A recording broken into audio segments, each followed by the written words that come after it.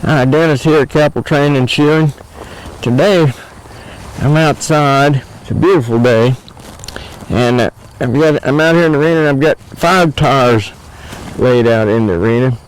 And what I have found is that if I can find things that I can just do, and the doing of those things allows the horse to get better, then the doing of the thing became a valuable asset. And those of you sure know by now, I'm the guy that's known as the clear middle picture guy. I believe that these patterns help us to hold fast to our clear middle picture. Then we can implement them in a way that is beneficial. One thing that I have noticed in myself is that my imagination becomes my limiting factor. And how do I broaden my imagination? You broaden your imagination by watching other people, listening to other people.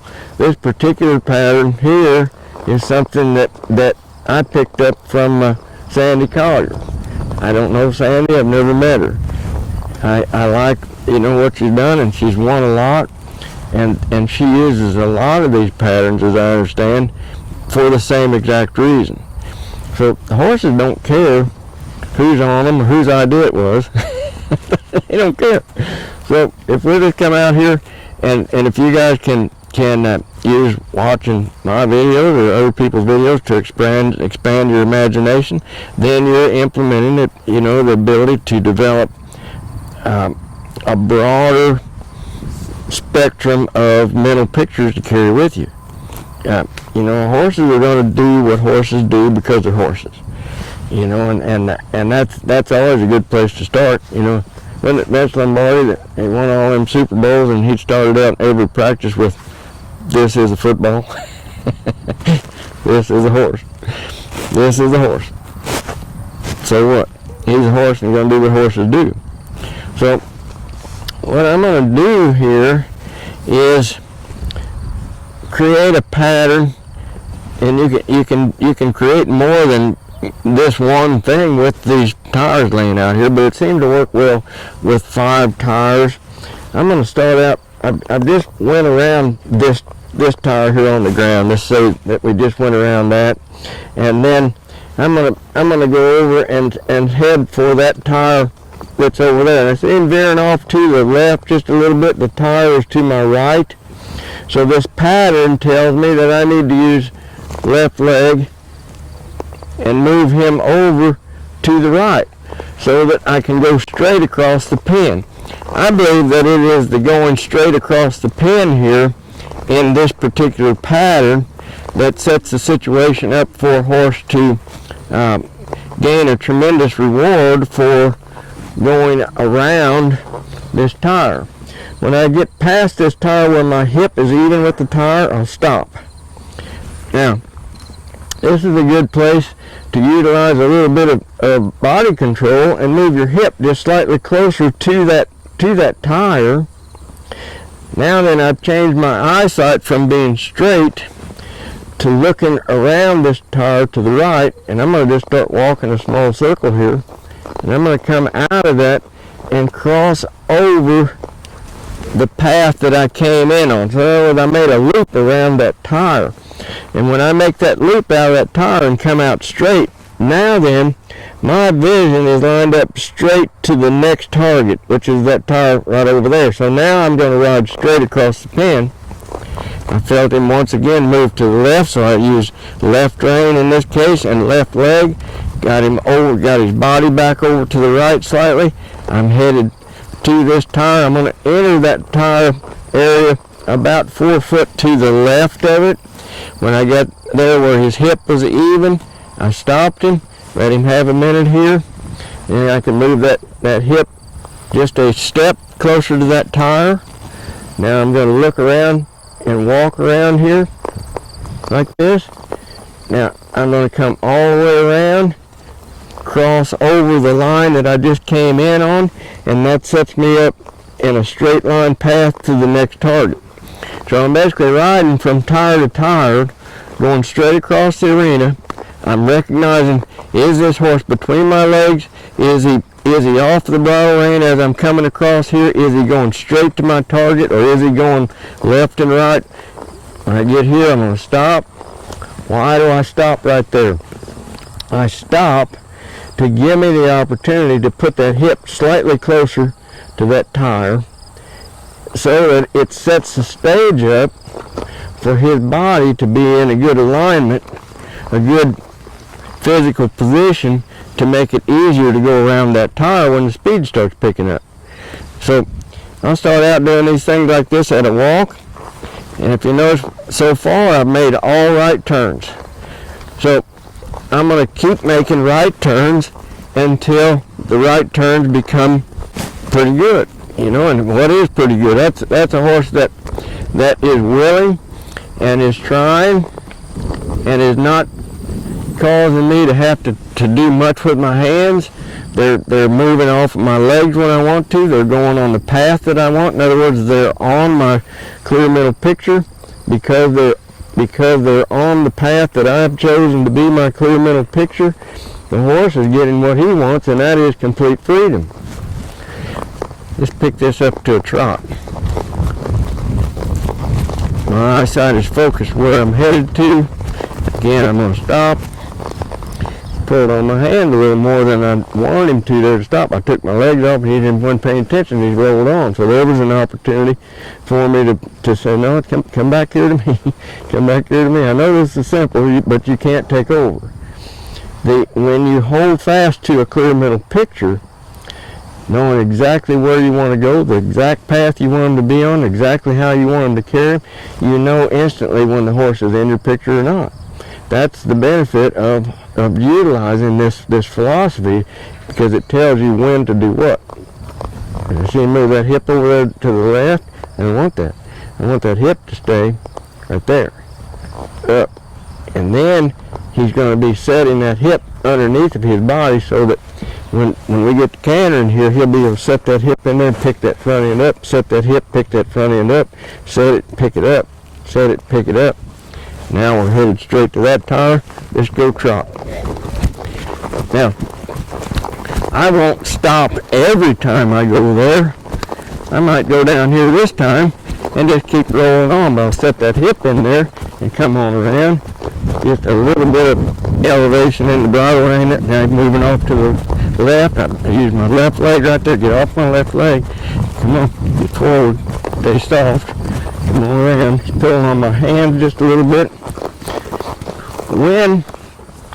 When he was pulling on the outside bridle rein, when I started around here, I'm going to go around this tire again so you can see what I do.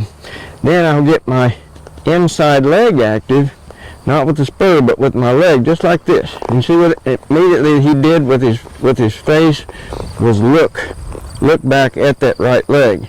Now keep my left leg back there, you know, to help to set a boundary on the outside so the hip doesn't swing out like this. We don't want that.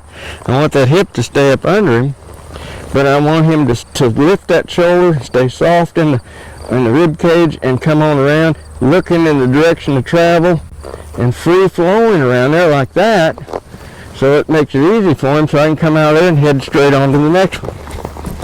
So I'm not trying to make anything complicated for him.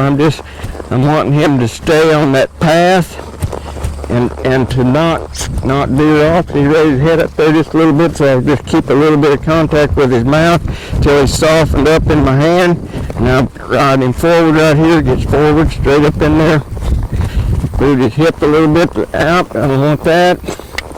Raise his head up a little bit when I took a hold of him there to come around that tire, so there was nothing for me to let down and release to until he dropped his nose a little bit. Looking around there, setting on my left seat bone, looking for my next target. He stalled out there a little bit, so I needed to step on the gas to see him veer to the left, and I got him back to the right, straight away. Look around here, come, oh yeah. Now, that time, when he got there, and I barely lifted on that bridle, I didn't touch his mouth, and he stuck his butt in the ground there and was preparing to come around.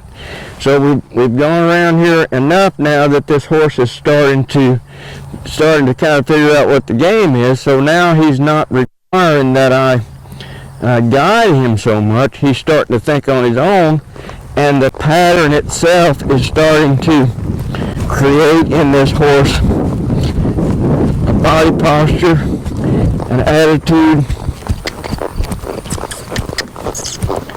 to make things easier for him to do it. I'm just saying, come on, stay forward, stay on the path I want. I'm just a passenger up here until he comes off of the path I want. Then I'm a boundary setter. I'm a passenger. We're going straight. Let's see if we can't get a little more reach in this trot. Let's see if we can't. Let's go back over here. Come back and take that tire again. Now let's go. Get up.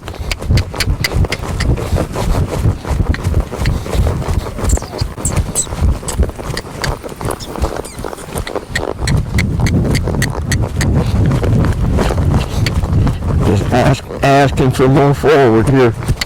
So I go across that pen. Encourage it. I didn't want the canter yet. Stay at the trot. He heard me cluck there and he thought it was time to go canter.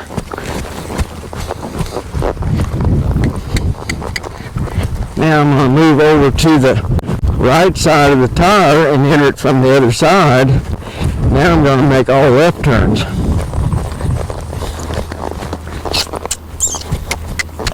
Soften him up, go straight, give me some more forward.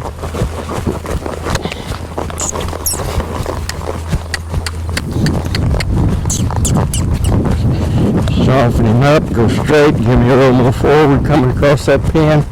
Look where I'm going.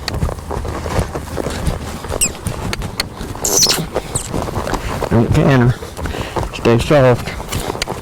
Stay soft.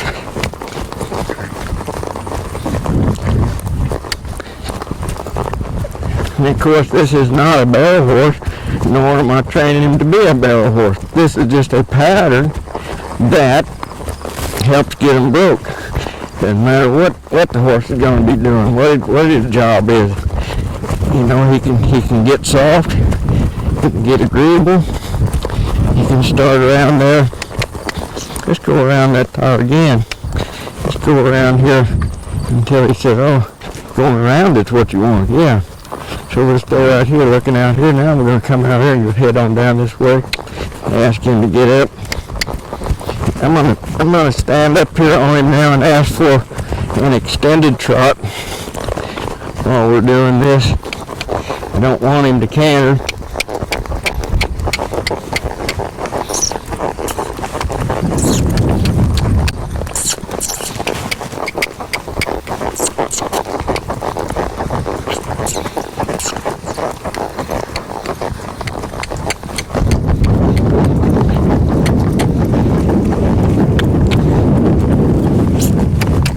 I'm going to move across the tire this time, move to the left side again. We're going to make right turns up the extended trot.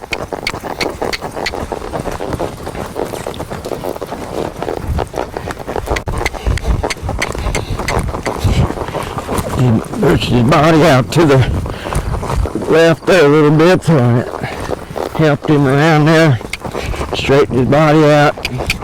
See if he gets straight and comes across there. There's his freedom away from my legs, away from those ball reins.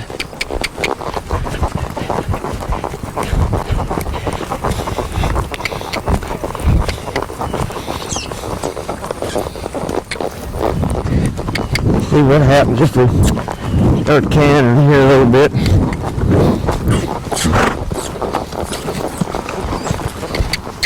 Veered way off to the outside, so I'll get him back over there.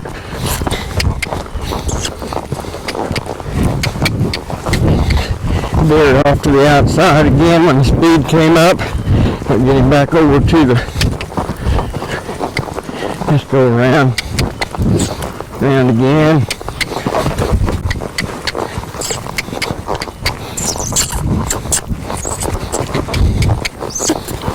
He thought we were going to come out of that kind of leaped up there when I got that bridle rein up there to help me encourage him forward a little bit more.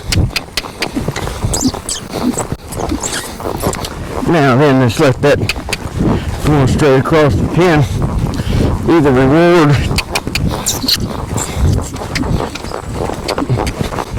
Nice.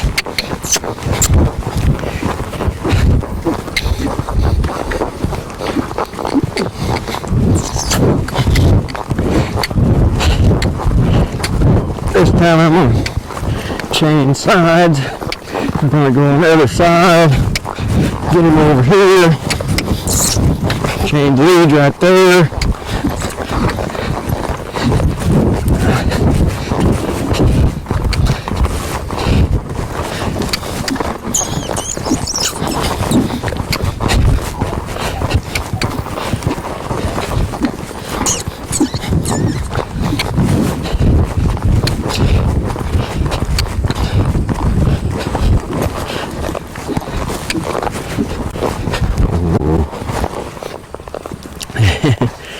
That's kind of fun for you and for the horse as well. He started loping around there. He started putting a little bit of effort behind what was going on, so I picked that spot there in the middle to let him stop. So you see, just the simple fact that we stayed on a steady path. I didn't vary from it except for the change from left to right, but I stayed on the same clear middle picture. I stayed going, kept that same rhythm going.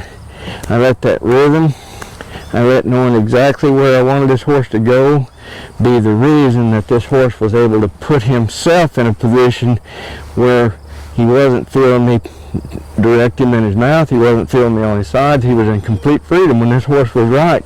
Every stride he took, no matter what gait I was in, you know, if he was on the path, he wasn't feeling my legs or my hands, so why wouldn't he get happier about it? So when he did, then I feel like, you know, we went around there quite a bit. The sand's pretty deep out here, so I don't want to wear him out in it and make it a job. I wanted to keep it fun for him too, so then I quit. And see how wonderful his attitude is here right now? I mean, these kind of things will really help to develop work ethic in a horse, and they'll help you to be able to help them to enjoy whatever it is you're asking them to do. Thank you very much.